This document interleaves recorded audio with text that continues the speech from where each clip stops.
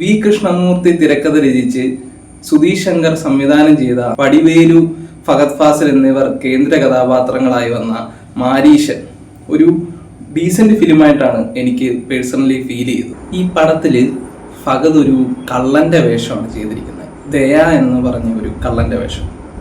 അങ്ങനെ പടം തുടങ്ങാൻ നേരത്ത് ഫഹദ് മോഷ്ടിക്കാനായിട്ട് ഒരു വീട് തിരഞ്ഞെടുക്കുകയാണ്. അയാൾ ആ വീട്ടിൽ കയറാൻ നേരത്ത് ആ വീട്ടിൽ ആരുമില്ല.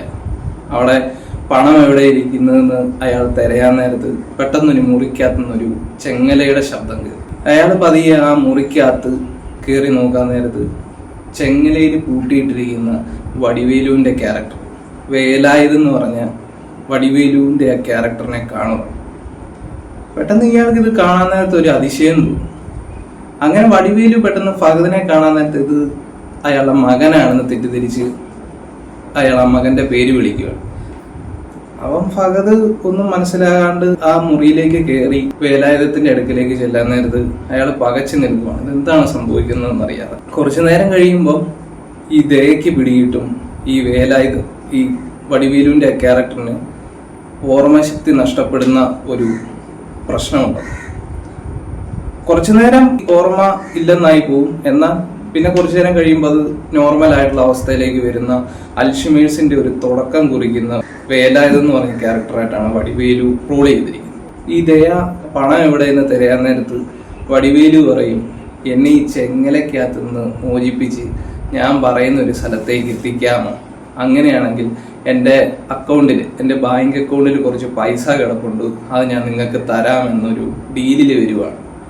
അങ്ങനെ ഈ വേലായുധത്തെ ചെങ്ങലയിൽ നിന്ന് മോചിപ്പിച്ച് ദയയും വേലായുധവും കൂടി ATM കൗണ്ടറിൽ പോയി ഇയാൾ പൈസ എടുക്കുന്നതിൻ്റെ ഇടയിൽ ദയ വേലായുധം അറിയാണ്ട് ഇങ്ങനെ ഒളിഞ്ഞു നോക്കാൻ നേരത്ത് അയാളുടെ അക്കൗണ്ടിൽ 25 ലക്ഷം രൂപ ഉണ്ടെന്ന് മനസ്സിലാക്കുന്നു. അത് കണ്ട് ഇയാൾ അതിശയിക്കുകയാണ്. അപ്പൊ എങ്ങനെയെങ്കിലും ഇയാളുടെ ഉള്ളിലെ തിരുടൻ ചിന്തിക്കാൻ തുടങ്ങി, എങ്ങനെയെങ്കിലും പൈസ അടിച്ചു മാറ്റണം. അങ്ങനെ വേലായുധത്തിന്റെ കൂടെ പതിയെ പതിയെ ഇയാള് പുറകെ പോവാണ്. അങ്ങനെ വേലായുധം പറയും, എനിക്ക് പാലക്കാട് പോകണം എന്ന് പറയുകയാണ്. അപ്പം ദയ പറയുന്നു, എൻ്റെ ഈ ബൈക്കുണ്ട്, ഞാൻ നിങ്ങളെ കൊണ്ടുപോകാം എന്ന് പറഞ്ഞ് ഇവര് തമ്മിലൊരു ഡീലിംഗ് വന്ന് ഈ വേലായുധവും ദയയും കൂടി ബൈക്കിൽ പാലക്കാടിന് പോകുന്ന ഒരു റോഡ് ട്രിപ്പ് പോലത്തെ ഒരു മൂവി ആയിട്ടാണ് പടം തുടങ്ങുന്നത്. വളരെ രസകരമായിട്ടുള്ളൊരു ഫസ്റ്റ് ഹാഫാണ്. ഇവരുടെ ഈ യാത്രയാണ് first half full. First half full നമ്മളെ പിടിച്ചിരുത്തുന്നത് ഫഹദിന്റെ ഗംഭീരമായ പെർഫോമൻസ് ആണ്. അതുപോലെ തന്നെ വടിവേലുവിന്റെ വളരെ മിതത്വം നിറഞ്ഞ അഭിനയവും നമുക്ക് കാണാൻ സാധിക്കും. രസകരമായിട്ടുള്ളൊരു ഫസ്റ്റ് ഹാഫാണ്. ഇവരുടെ രണ്ടുപേരുടെയും നല്ലതായിട്ടുള്ള പെർഫോമൻസ്, പ്രത്യേകിച്ച് ഫഹദിന്റെ പെർഫോമൻസും യുവൻ ശങ്കർ രാജയുടെ നൈസായിട്ടുള്ള ബാക്ക്ഗ്രൗണ്ട് സ്കോറും, അങ്ങനെ നല്ല ഒരു ഫീലില് പടം ഫസ്റ്റ് ഹാഫ് അങ്ങ് പോയി.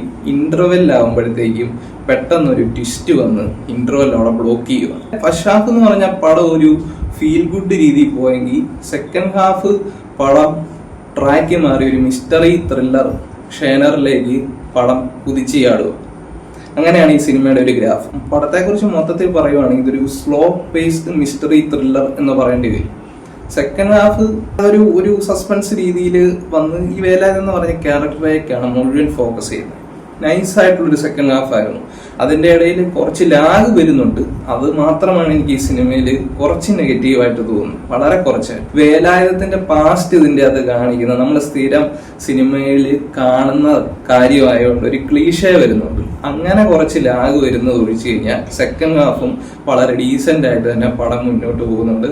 നല്ലൊരു ക്ലൈമാക്സ് ഉണ്ട്. അങ്ങനെ മൊത്തത്തിൽ ഒരു ഡീസെന്റ് ആയിട്ടുള്ള, ഞാൻ ആദ്യം പറഞ്ഞ പോലെ തന്നെ ഒരു slow paced mystery thriller cinema എന്ന് തന്നെ എടുത്തു പറയാം. സിനിമയിൽ മൊത്തത്തിൽ എടുത്തു പറയേണ്ടത് ഇതിലെ വടിവേലുവിന്റെ പെർഫോമൻസ് ഫസ്റ്റ് പറയേണ്ടത്. സെക്കൻഡ് ഹാഫിൽ വടിവേലുവിന്റെ ഗംഭീരമായിട്ടുള്ള കുറെ പെർഫോമൻസുകൾ കാണാൻ പറ്റും. പ്രത്യേകിച്ച് വടിവേലു കരയുന്ന ഒരു സീനുണ്ട്.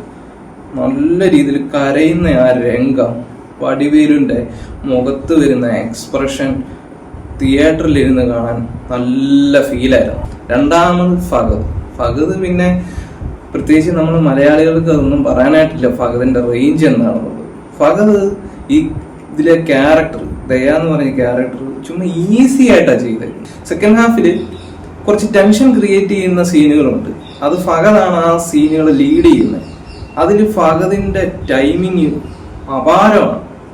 അപാരം എന്ന് പറഞ്ഞു കഴിഞ്ഞാൽ നമുക്ക് കാണുന്ന പ്രേക്ഷകർക്ക് ആ ടെൻഷൻ അതിഭയങ്കരമായിട്ട് ഫീൽ ചെയ്യുന്ന തരത്തിലാണ് ഫഹദ് ആ സീൻ കൈകാര്യം ചെയ്തിരിക്കുന്നത്. അത് ഫഹദിനെ കൊണ്ടേ പറ്റൂ. ഈ പടത്തില് ഒരുപാട് രസകരമായിട്ടുള്ള സീനുകൾ ഉണ്ടായിരുന്നു, പ്രത്യേകിച്ച് ഫസ്റ്റ് ഹാഫിൽ.